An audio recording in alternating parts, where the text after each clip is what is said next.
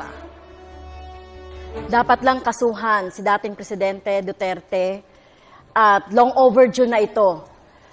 Pati yung mga kasapakat niya at nag-utos sa pagpatay sa war on drugs. Libo-libo ang pinapatay ni Duterte pero wala pang napapanagot.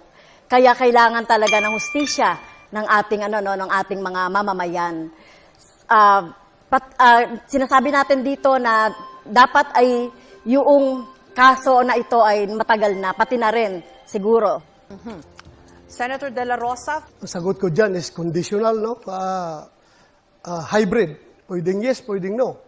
Yes in the sense na nobody is above the law. Kapag mayroon siyang nagawang kasalanan, kasuhan natin. Pero kung wala naman siyang nagawang kasalanan, huwag mo siyang kasuhan base doon sa kaso ng ibang tao. Because guilt is personal. Huwag po nating ipaangkin kay Pangulong Duterte yung kasalanan ni Ninja Caps. Kaya po, after 3 years na tapusan sa pag-ulo, walang kaso. Meron ho naman kayo ngayong 15 seconds para mag-react po kay Senator De La Rosa. So, mismong siya, si President Duterte, ay umamin na pumatay siya ng tao. Kaya kailangan siyang kasuhan. At ito, sino ba yung nagdisenyo ng mga policy na ito? Siya rin at nag-cause ng pagpatay. Maging si Senator Duterte, Senator Bato ay dapat kasuhan. Ma'am, gigil na gigil kang kasuhan si Pangulong Duterte at ako ng mga kaso na hindi mo kami maliling. Kumusta na po yung conviction mo sa kasong child trafficking? Ano na po nangyari? Bakit andyan ka pa? Hindi ka pa nakulong? Yun nga, ang tanong ko, pakisagot lang. Kasi ang ordinaryong tao nagtatanong, porque congresswoman ka, hindi ka nakulong. Sila pag yung mga ordinaryong tao, kulong ka agad.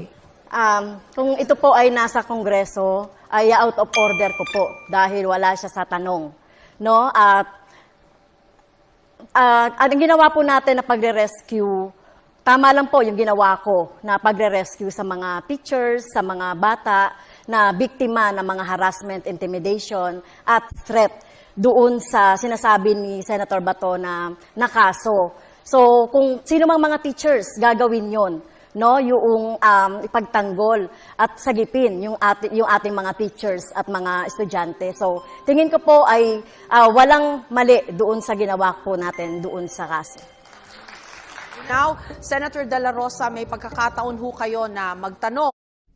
Kabayan, ramdam niyo po ba ang pagtaas ng presyo ng magtanong o mag-react pa rin sa posisyon po ni Representative Castro? 15 seconds po. Ano pong risk yun na pinagsasabi niya? Na yung mga parents ng mga bata mismo ay galit na galit sa kanya. Bakit ginamit niya ang mga kabataan para sa kanilang kapakanan? Walang risk yun nangyari doon. In fact, konbiktado nga siya sa kaso eh. There was no rescue. Well, yung sinasabi naman po ng mga magulang na galit sa akin, ay ito ay gawa-gawa lang ito. Ito mga magulang na ito. So kung titignan natin yung mga magulang ng mga bata na talagang involved doon sa pag-aaral ng mga bata doon sa Lumad School, ay talagang nangihinayang sila doon sa pagsasara ng mga eskwelahan ng mga lumad.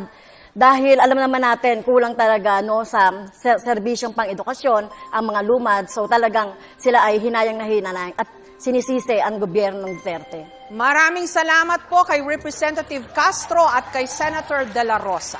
At yan po ang ating debate round. Mainit na ang diskusyon, pero warm up pa lang po yan. Ngayon, sasalang naman ang ating mga kandidato.